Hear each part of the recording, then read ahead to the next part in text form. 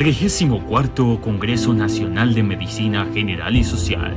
Germán Enrique Reyes Forero.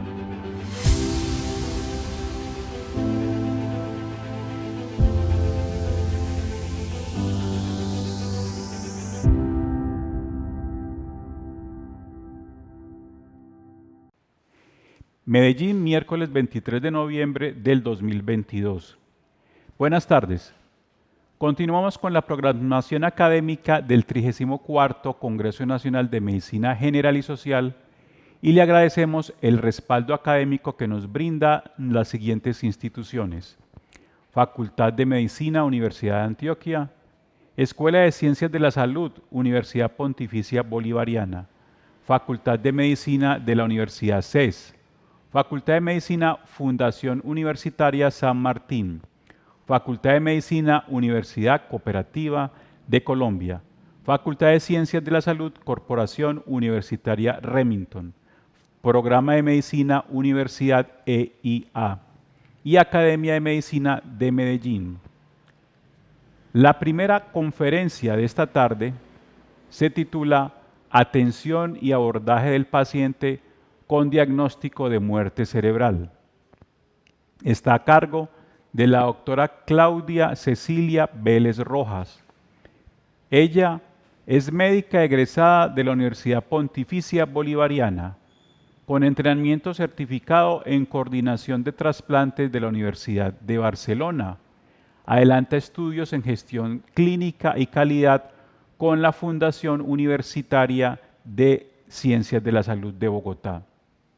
Labora actualmente en la S Hospital La María como coordinadora del programa de trasplante renal. Cuidados y soporte vital del paciente candidato a donante de órganos y tejidos.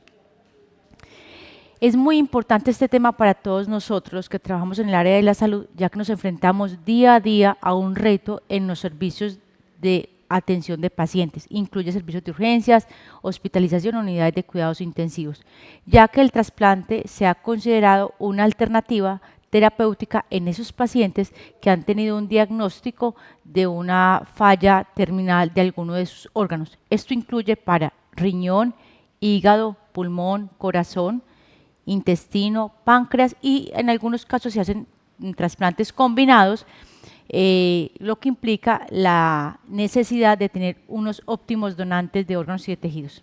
Como pueden ver en esta diapositiva, nos encontramos que en Colombia el tema de la lista de espera ha aumentado paulatinamente en los últimos 2 años. Para este año tenemos un aumento del 21.5% si comparamos con el mismo periodo del año 2021. En cada uno de los órganos, como ustedes pueden ver, riñón, corazón, hígado, pulmón, páncreas, y también en cada uno de los tejidos. Esto aplica para programas tanto en donante en muerte encefálica como en parada cardiorrespiratoria. Es importante tener claro algunas definiciones para poder comprender más adelante algunos términos que vamos a nombrar en la presentación. El posible donante es todo paciente con un GLASO igual o menor a 5 que se ha identificado que tiene un TEC severo y que dentro de las condiciones quirúrgicas no es candidato a ninguna de ellas.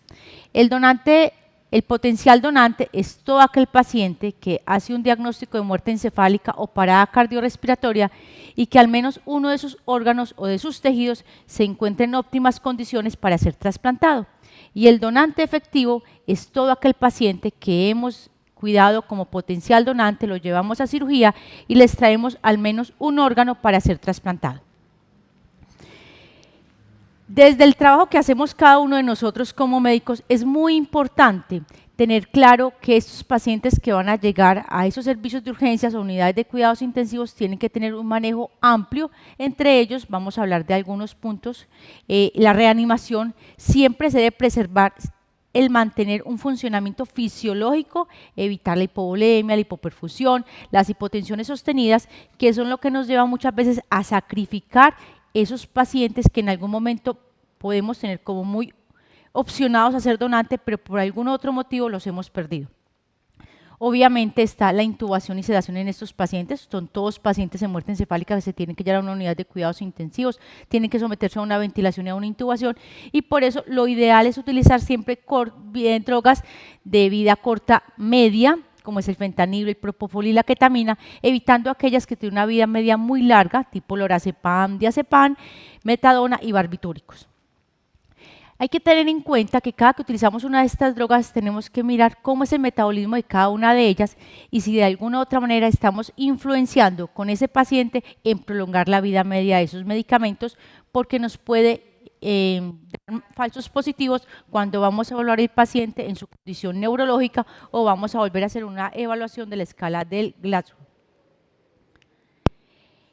Con respecto a estos pacientes, también nos vemos sometidos que, como son pacientes politraumatizados que tienen un TEC severo, muchas veces están sometidos a múltiples transfusiones. Y esas transfusiones pueden llevar a que el paciente entre en un estado de hemodilución. Para evitar eso, es necesario que tomemos siempre muestras de sangre antes de transfundir estos pacientes. Con eso estamos garantizando tener una muestra real de la serología del paciente y así poder hacer los estudios los estudios posteriores en caso de que sea un donante. Hemos encontrado que muchas veces la volemia de sus pacientes politraumatizados se ha cambiado hasta más del 50%. Ya con ese cambio quedaría contraindicado para donación de órganos y de tejidos por estar hemodiluido. Una de las cosas más importantes es la notificación. Es todo paciente que podamos nosotros dentro de nuestro trabajo poder detectar que puede llegar a ser un paciente potencial donante, es decir, paciente con un Glasgow igual o menor a 5, paciente en parada cardiorrespiratoria, paciente con muerte encefálica, y aquí podemos ver un flujograma, que es el flujograma de la seccional de salud de Antioquia, donde nos pide qué pacientes notificar y en qué momento notificarlos.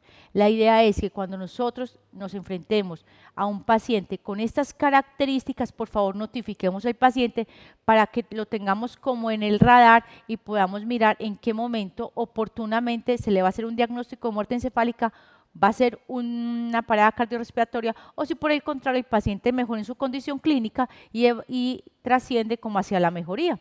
Eso también nos puede pasar y eso es lo que nosotros estamos buscando, que día a día el paciente mejore hacia su condición neurológica o por el contrario, si se está deteriorando, pues poder obtener un excelente donante. En Colombia hay muchas normas y muchas legislaciones con respecto al tema de la donación.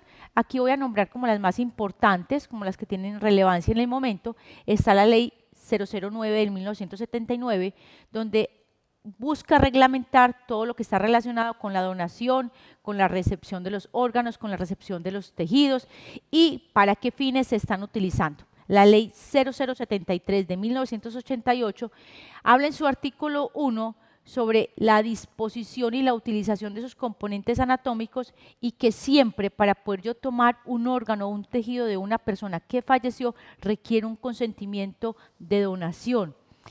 Y obviamente estamos enfrentados en este momento a la presunción legal de donación. Ahorita más adelante les voy a hablar sobre la presunción legal de donación.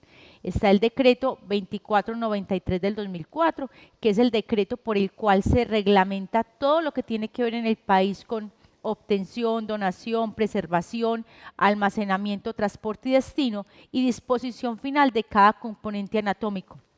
También está regulado todo lo que tiene que ver con el trasplante, con las listas de espera y todos los demás temas relacionados de manera directa e indirecta con el proceso de donación y trasplantes. En la ley 919 del 2004 habla muy claro que en Colombia se prohíbe el tráfico de órganos y lo cual es un delito. En Colombia no hay red de tráfico de órganos, hay una red de personas articuladas que trabajamos 24 horas para poder obtener órganos en muy buenas condiciones, de poder aprovechar al máximo esas donaciones de esas familias y poder hacer un muy buen manejo de cada órgano o tejido. La resolución 02640 del 2005, por el cual se reglamenta que cada regional o cada institución tiene que mandar unos reportes estadísticos y tener ese reporte de manera a tiempo cuando se requiera por el ente regulador. En este caso, El ente regulador es el Instituto Nacional de Salud y la Dirección Seccional de Salud que aplica para Antioquia. Cada regional, que en el país son 6 regionales, tiene un ente de control y ese ente de control es el que se encarga de vigilar todo esto. Está la ley 1805 del 2006, donde se busca ampliar la presunción legal. La presunción legal siempre la hemos venido haciendo, se está haciendo en medicina legal, y lo que busca la ley es poderla hacer en los hospitales. Y lo más importante, el que nosotros mismos podemos tomar la decisión de decir un sí o no a la donación. Es una voluntad anticipada. Anticipémonos a ese momento y podemos dejarlo escrito, notificado o al menos conversado con nuestras familias. Bueno, con respecto al decreto 2493, como les decía, es el de los más importantes que hay en Colombia y es el decreto por el cual nos reglamenta tanto instituciones trasplantadoras, generadoras, personas en lista de espera y del personal que trabajamos día a día en el tema de trasplantes. Con respecto al diagnóstico de la muerte cerebral, en Colombia para hacer un diagnóstico de muerte cerebral se requieren 2 evaluaciones en 2 momentos diferentes por 2 médicos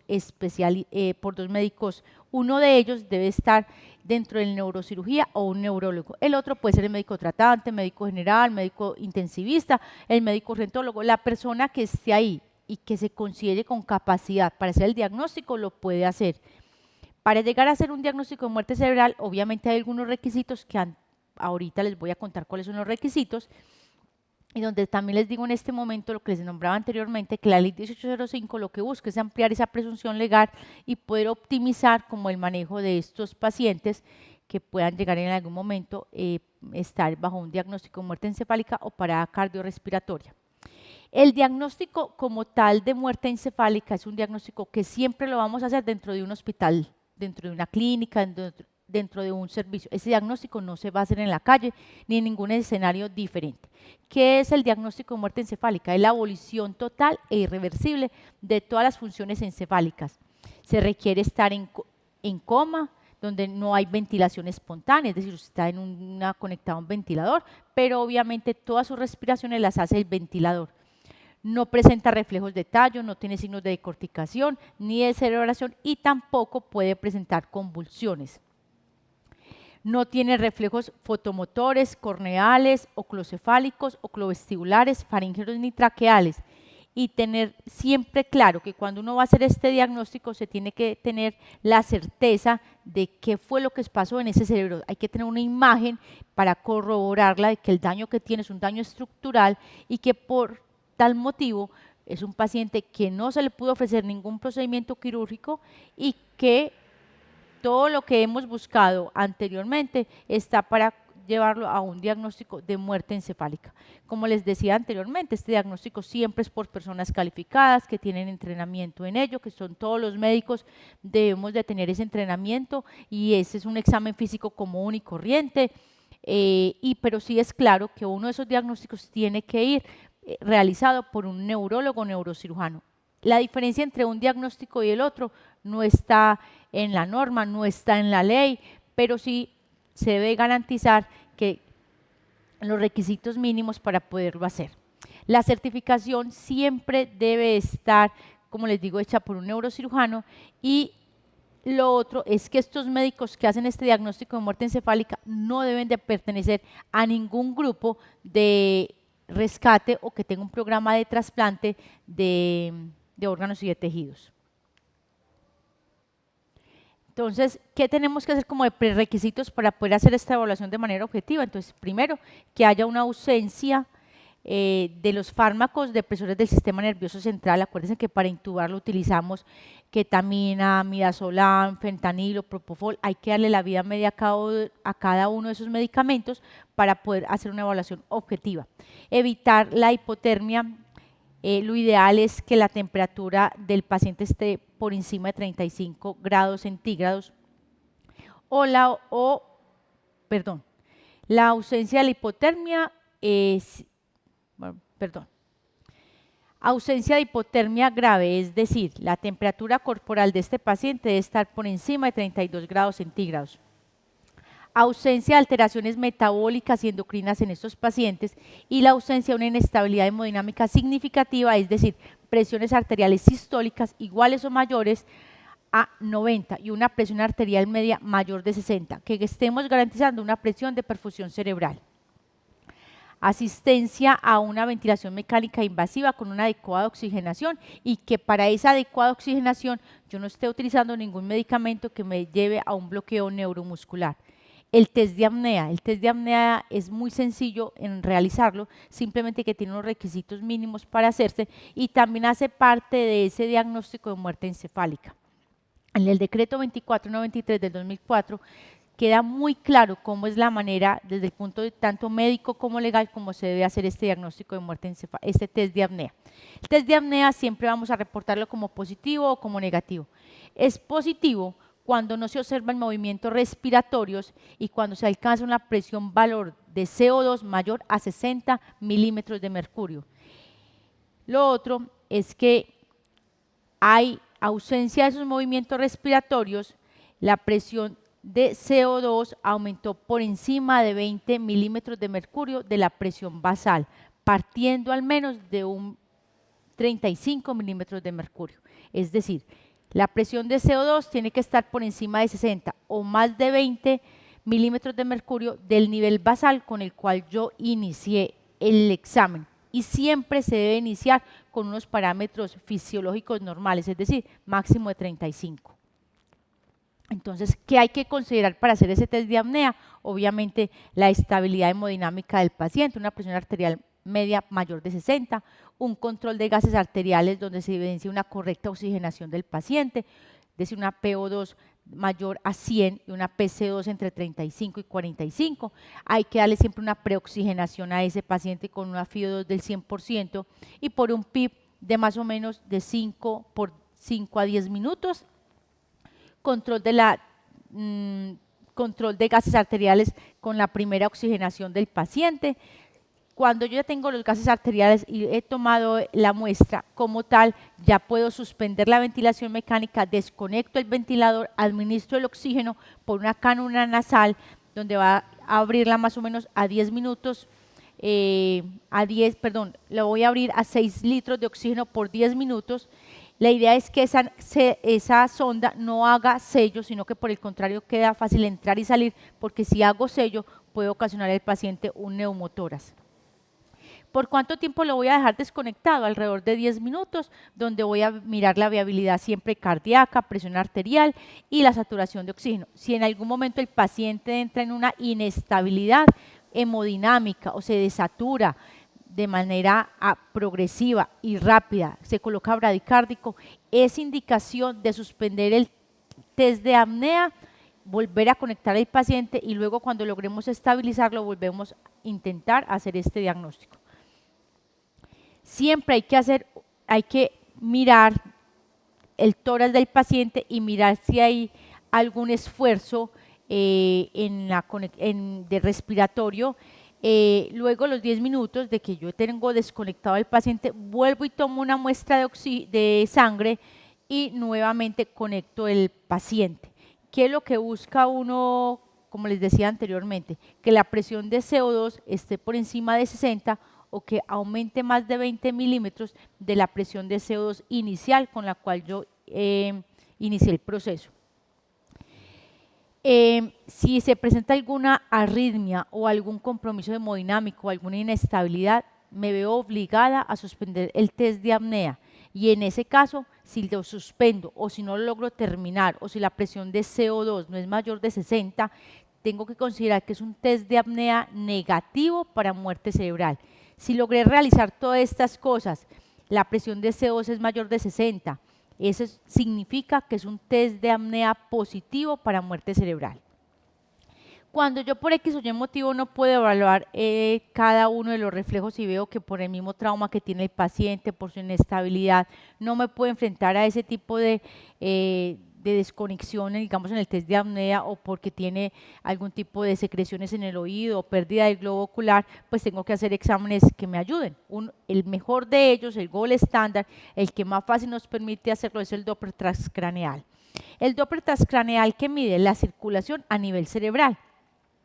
Entonces, si la presión intracerebral comienza a ascender, se opone una resistencia al flujo sanguíneo cerebral. Inicialmente, ¿qué pasa? Se enlentece más la diástole, hay una respuesta cardiogénica que aumenta la velocidad sistólica y al aumentar más la PIC, que es decir, la presión intracerebral, disminuyen todas las velocidades, pero siempre en mayor grado la velocidad de la diástole, llegando a tener velocidades flujo de 0 en diástole, lo que se conoce como pico sístole, que es lo que ustedes ven aquí en la diapositiva. De esa manera, cuando el radiólogo hace el examen, lo va a poder ver en el equipo. El otro momento que tenemos con el Doppler es cuando la PIC sigue en ascenso y alcanza la presión arterial sistólica, el flujo se hace un flujo reverberante, es decir, avanza muy lentamente en la etapa sistólica y retrocede en la etapa diastólica. Cuando la PIC alcanza la presión arterial media, se ven espigas sistólicas, como ustedes lo pueden evidenciar acá en la diapositiva, y llega la presión arterial y en algún momento dado la presión sistólica no se visualiza y el movimiento de la sangre puede empezar a disminuir. Un reciente metaanálisis demostró que el Doppler comparado con la clínica tiene una sensibilidad del 90% y una especificidad del 98%. Es decir, el Doppler es el examen gold estándar por el cual nosotros podemos hacer o apoyarnos en el diagnóstico de muerte encefálica. La otra es un examen no invasivo, se puede hacer en la cabecera del paciente y es un examen que no es tan costoso y es muy concluyente porque se puede dejar un registro en historia clínica con imágenes de lo que hemos encontrado. Muchas veces el dejar estas imágenes consignadas nos ayuda a sacar adelante una donación de órganos y de tejidos. Electroencefalograma. El electroencefalograma es un trazado donde lo que busca es que haya para poder corroborar que hay un diagnóstico de muerte encefálica, tiene que mostrar una actividad menor de 2 milivoltios sostenido durante 30 minutos y se debe utilizar al mínimo 8 de los 16 electrodos con una impedancia entre 100 y 10.000 ohmios. Es decir, encontramos electroencefalogramas totalmente planos. La gammagrafía de perfusión cerebral es otro examen, también se puede realizar. El problema con él es que va con medio de contraste, se tiene que llevar el paciente está en una cama, conectado a un ventilador, es más difícil el desplazamiento. Y estos pacientes de por sí son muy lábiles, entonces cualquier movimiento brusco que hagamos de ellos nos puede llevar a una parada cardíaca y es lo que queremos evitar. La angiografía cerebral es un examen muy bonito que obviamente uno busca cómo está la circulación a nivel cerebral y encuentra que llega hasta un momento hasta la carótida interna y de ahí hacia arriba no hay absolutamente ningún tipo de circulación. Bueno, consideraciones finales sobre el diagnóstico. Entonces, siempre el certificado de función se va a realizar en el caso de que no sean muertes violentas. La hora de la muerte encefálica como tal registrada va a ser la de segunda valoración. Hay una cosa acá importante y es en qué momento pedir esa solicitud de la voluntad anticipada para la donación de órganos y tejidos. Se solicita en el momento en que la persona ya ha fallecido, en parada cardíaca o en muerte encefálica. Se presume que es donante cuando una persona durante su vida se ha abstenido del derecho que tiene de oponerse a un sí o un no a la donación. Solamente podrá ser sustituida por ella misma, no podrá ser sustituida por ninguno de sus familiares. Y adicional a eso, cuando nosotros hacemos la consulta, esto es lo que nos entrega el Instituto Nacional de Salud, donde nos dice si hay un sí o no si ha manifestado o no a oposición a la donación. Con respecto al manejo protocolizado que se hace en estos pacientes, encontramos que hay unos cambios que alteran significativamente el sistema cardiovascular, generan disfunción metabólica y endocrina y se asocian básicamente con el cual se asocian a un shock distributivo. En ese shock distributivo lo podemos obtener de varias partes. Primero hay cambios cardiovasculares, hay una disfunción endocrina importante y adicional a eso, de la disfunción hay una respuesta inflamatoria. Esa respuesta inflamatoria es la que nos lleva obviamente a que haya una falla como órgano, una hipotensión sostenida, una hipoperfusión y podamos perder ese donante de órganos y de tejidos. Para el manejo hemodinámico, entonces es muy importante los pacientes estar monitoreados, vigilados.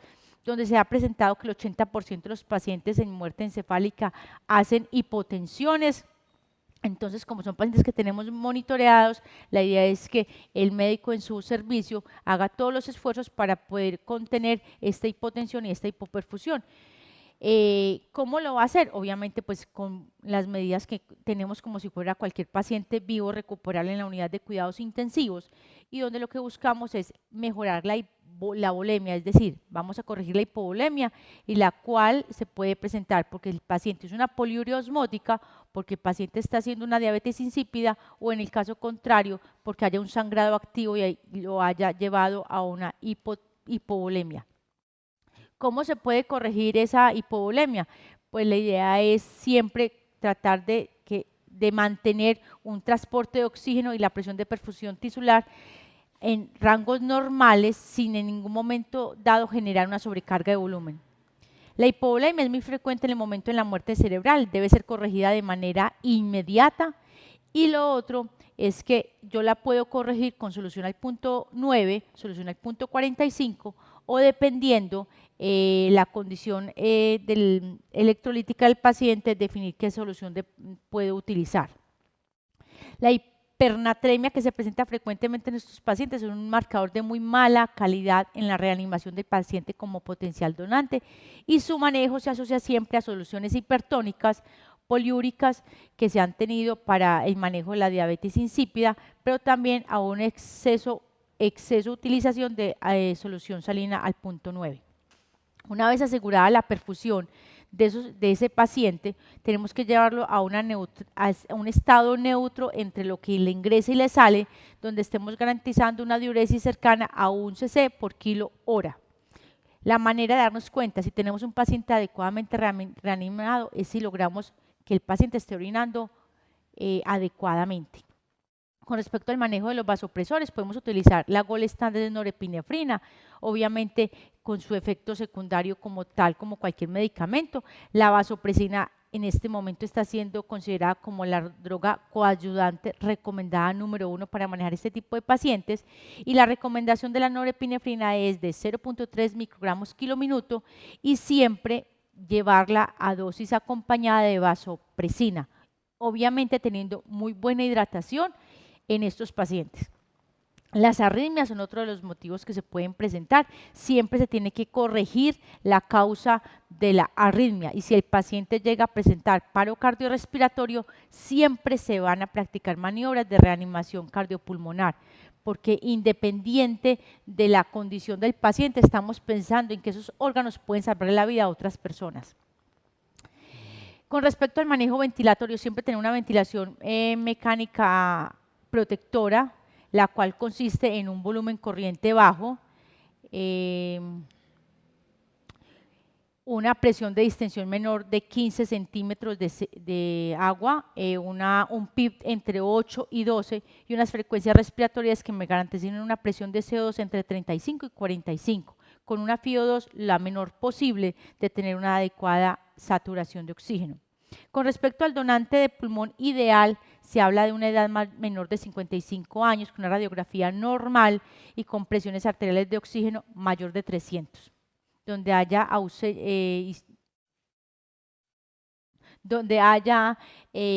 ausencia de historias de broncoaspiración, de sepsis, de secreción purulenta o de patología pulmonar que me pueda contraindicar el paciente. El manejo de la temperatura. En sí, la muerte encefálica es esa desconexión que se presenta entre el hipotálamo y la hipófisis. Por tal motivo hay una pérdida de la regulación de la temperatura, y por eso la temperatura que buscamos en estos pacientes es que sea mayor de 35. Para eso utilizamos todos los mecanismos que tenemos: mantas, cobijas, arturitos, dispositivos de calentamiento que se tienen en los hospitales. Y lo más importante, corregir lo que al paciente lo pueda tener húmedo, pues si hay sangrado, si hay sábanas mojadas, tratar de quitar todo lo que le genere una hipotermia al paciente. La terapia transfusional, como les decía anteriormente, estos pacientes están sometidos siempre a un riesgo de una anemia, una coagulopatía intravascular diseminada, o ambas se pueden presentar. ¿Por qué? Porque hay efectos que hacen que el paciente lo pueda desarrollar tempranamente, las acidosis, la hipotermia, las pérdidas asociadas a todo el trauma como tal, y lo que se busca es siempre transfundir esos pacientes cuando sea necesario. La hiperglicemia se deben de tener igual que en un paciente vivo en la UCI. El nivel de glicemia debe estar por debajo de 180 miligramos por decilitro, y para corregir las glicemias siempre se debe tener insulina en infusión o destroza. Con respecto a las alteraciones electrolíticas, de las más frecuentes tenemos la hipernatremia, la hipocalemia, la hipomagnesemia y la hipofosfatemia. Ocurren secundario a esa poliuria que tiene el paciente, y la causa como tal es todo lo que el paciente ha presentado: su diabetes insípida, la diuresis elevada o por excesiva reposición de volumen que le hemos dado al paciente. La diabetes insípida se va a presentar en el 80% de los pacientes. Es porque en sí fisiológicamente hay una ausencia de la vasopresina, y es la hormona encargada de retener el agua y el sodio a nivel renal. La diabetes insípida lleva siempre a tener hipernatremias y deshidrataciones que se van a sacrificar en órganos y en el funcionamiento de estos órganos. El diagnóstico de una diabetes insípida siempre lo tenemos que sospechar cuando tenemos un paciente con un gasto urinario de 2,5 a 3 cc por kilo hora y que se ha mantenido igual o más en 2 horas continuas. Bueno, la vasopresina en estos casos es el gold estándar para corregir estas alteraciones, y siempre se puede utilizar vía venosa, intravenosa o nasal. Hay un coadyuvante en ellas que es la desmopresina. La desmopresina es muy buena para controlar esa diuresis, no tiene tanto efecto vasopresor ni de ayudar con la perfusión de los órganos, pero es muy bueno para controlar esa diabetes insípida que en algún caso no lo podamos corregir. La reposición hormonal es un tema muy discutido, muy hablado. Para nuestra práctica diaria solamente hacemos reposición con corticosteroides, con insulina, con destroza. La terapia con triotironina no la hacemos, la que es de tiroides no se hace. Las causas básicamente es porque en Colombia no disponemos de estas hormonas a nivel intravenoso, y los estudios no demuestran que haya una mayor o la misma utilidad cuando se da por sonda nasogástrica en tabletas. Bueno, con respecto como a la parte de los tejidos, también hay que cuidarlos, hay que ayudarles, pues obviamente a mantenerlos en óptimas condiciones. Entonces, con respecto a las córneas, siempre tratar de mantener ocluidos los ojos del paciente y estar utilizando colirios o sustancias hidratantes de 2 a cada 4 horas. Con respecto a la nutrición, básicamente no hay estudios que demuestren que sea beneficioso tener nutrición en este tipo de pacientes cuando ya se ha hecho un diagnóstico de muerte cerebral. Lo que hacemos es que cerramos esas nutriciones para evitar así que el paciente en su estado de inestabilidad pueda hacernos un paro y de pronto se nos vayan a broncoaspirar los pulmones cuando estemos haciendo un masaje cardíaco o cualquier otra intervención. Una cosa muy importante y que no quiero dejar pasar es el donante marginal o con criterios expandidos. Cada día nos enfrentamos a que nuestros pacientes son más añosos, y la idea es que estos pacientes añosos puedan servir para llegar a ser donantes de órganos y de tejidos. Un paciente añoso es el que es mayor de 60 años y tiene una creatinina mayor de 1,5, su causa de muerte es una causa cerebrovascular y tiene historia de hipertensión arterial. La idea es que órganos de viejos para viejos, eso ha ayudado a que países como España tengan ese pool de donantes y que sean países de referencia a nivel mundial para tener programas con altas tasas de donación y de trasplante de órganos. Uno siempre trata de mirar una relación comparativa entre riesgo-beneficio, y se ha encontrado que poner estos órganos a personas añosas no aumenta el riesgo de trasplantarlos, aumentaría el riesgo dejándolos en una lista de espera para que puedan, pues porque se van a morir, definitivamente se van a morir, entonces preferimos trasplantarlos a ellos. En el contexto del trasplante hepático aplica lo mismo. También se ha encontrado que en donantes mayores de 75 años, una sobrevida hasta el 78 al 59%, y obviamente pues como se tiene un programa viejo para viejo. Con el donante marginal se han hecho varios programas o varias campañas y donde se busca que en España aumentó considerablemente o en Europa esos pacientes y eso es lo que les ha permitido a ellos tener en este momento las tasas de donación que tienen tan altas. Desde el punto de vista ético, nosotros tenemos que abrirnos al tema, dejar tantos perjuicios morales y poder desarrollar esa comunicación, esa empatía con nuestros pacientes y con nuestras familias. El poder ser claros, el dar la información de una manera correcta, asertiva y que ellos nos entiendan. El acercarnos a las familias de estos pacientes nos garantiza que en el momento en que tengamos que determinar ese diagnóstico de muerte cerebral, lo entiendan, tengamos un espacio abierto para preguntas y de esa manera nos van ayudando a nosotros a poder hablar con esa familia, porque créanme que nosotros cuando nos enfrentamos a esas familias, nos enfrentamos a un mundo de dudas, de temores, de incertidumbres, y lo que buscamos es calmar esas incertidumbres, llevarlos a un proceso transparente, donde la familia, cuando dice un sí a la donación, están completamente seguros de la decisión que están tomando y del milagro que están haciendo, el poder dar la posibilidad que una persona mejore su condición de salud por un trasplante de un órgano o de un tejido. Gracias.